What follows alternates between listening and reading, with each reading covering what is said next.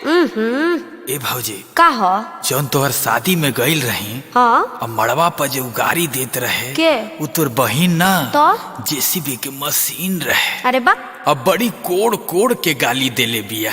ओकर चेहरा हमारा आँखी से उतरत नहीं के। अच्छा ए भौजी का? अब तू ही कोनो उपाय लगावा।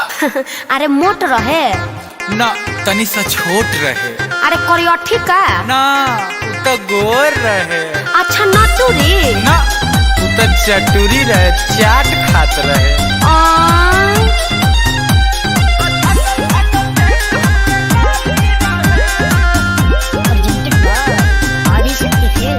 अरे केकरा खातिर परेशान बानी जी, आ रउआ पते तो हम ध्यान बानी जी।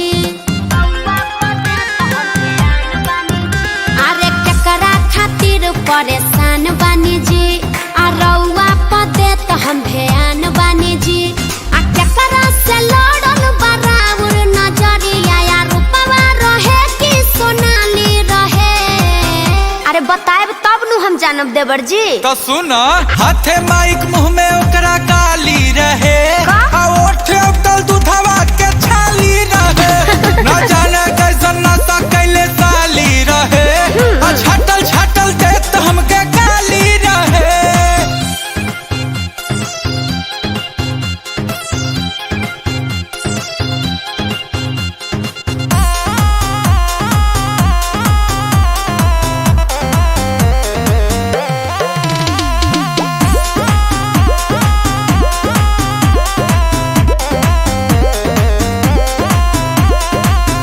कैसनो करहुलिया रहे, लागता कि जुलिया रहे।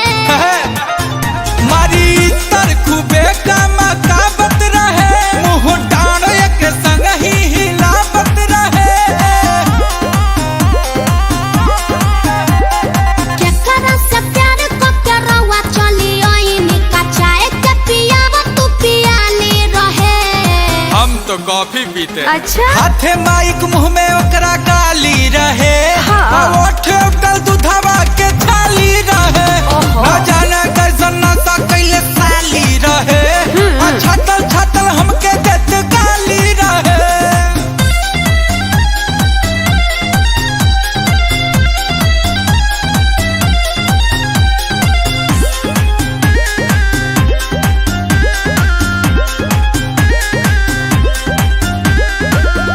पता लगा बतानी, रउआ के बता बतानी।